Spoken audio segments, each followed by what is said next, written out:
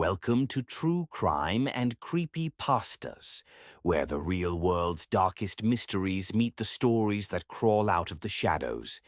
Here, every case is true, every detail matters, and every night leaves you questioning what's real. When the true crime world goes quiet, we keep the chills coming with unsettling tales and whispered horrors from the web. Grab your coffee, dim the lights, and settle in. You've just stepped into True Crime and Creepy Pastas. Today's case is one of the coldest and most haunting mysteries in modern history. 9 hikers, 1 mountain, 0 answers. What began as a daring expedition into the frozen Ural Mountains would become a decades-long obsession for investigators, researchers, and believers in the unexplained. 9 young hikers set out into the Ural Mountains in February 1959. They were experienced, confident, and prepared for the cold. But what they found, or what found them, remains one of the most chilling mysteries in modern history. When their bodies were discovered weeks later, their tent was slashed from the inside. Some were barefoot in sub-zero snow. Others had skull fractures and missing eyes. This is the story of the Dyatlov Pass incident, a mystery that still refuses to be explained. It began as a student expedition organized by Igor Dyatlov, a 23-year-old engineering student at the Ural Polytechnic Institute. Alongside him were 8 fellow students and recent graduates, all experienced hikers. Their goal was to reach the remote Otorten Mountain, a place the local Mansi people called "Don't Go There." On January 25, 1959, they set off, smiling for photographs, keeping detailed journals, and logging every moment of their journey. The group traveled by train, truck, and on foot through bitter wind and deep snow. Their final campsite, chosen on February 1st, sat on the slope of a mountain locals called Kholat Syakhl, Mountain of the Dead. After that night, no one ever heard from them again. Weeks later, search teams began combing the frozen wilderness. What they found made no sense. The hiker's tent had been discovered half buried in snow, still filled with their gear and food, but the fabric had been cut open from the inside, as if they'd tried to escape something within seconds. Footprints led away from the tent, barefoot, single file, fading into the forest.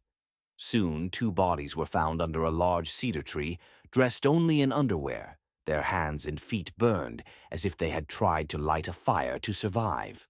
3 more were discovered between the tent and the tree, frozen mid-stride, as though they were trying to crawl back. It took 2 more months to find the final 4. They were buried beneath 13 feet of snow in a ravine. Their injuries were brutal: broken ribs, crushed skulls, 1 woman missing her tongue. Yet there were no external wounds to match the internal trauma, as if they had been hit by something invisible.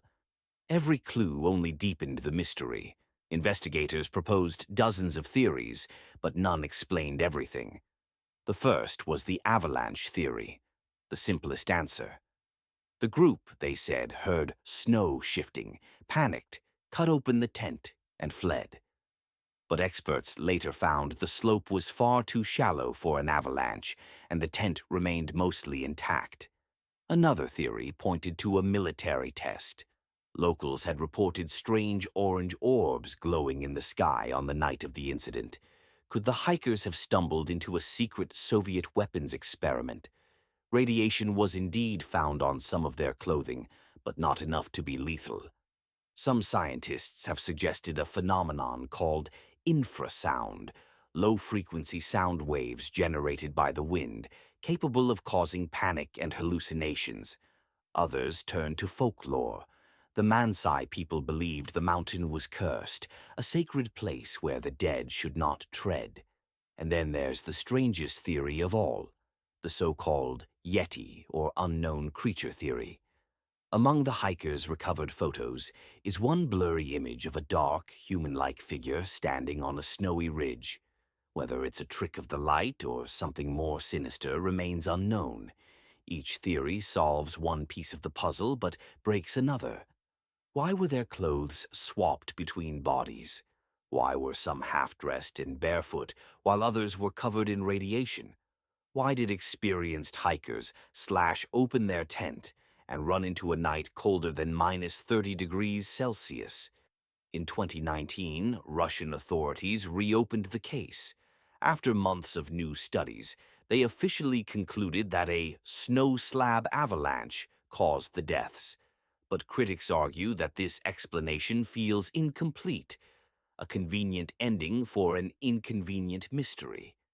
The Dyatlov Pass incident endures because it forces us to confront the unknown. Something terrified 9 young hikers enough to abandon everything, their gear, their shelter, even their lives, in the dead of night. Maybe it was a natural disaster, a secret experiment, or something we'll never understand.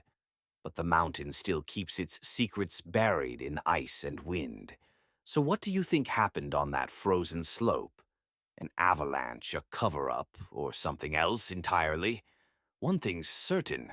Whatever happened on Dyatlov Pass didn't just take 9 lives. It created a legend that will never rest. Thanks for watching and for being part of our little corner of the dark. If you enjoyed the story, don't forget to like, subscribe, and hit the bell so you never miss an upload. Your support means everything as we grow. You can help us keep the lights on by joining our Patreon or buying us a coffee. Links are in the description. We've got more cases, more stories, and more chills coming soon.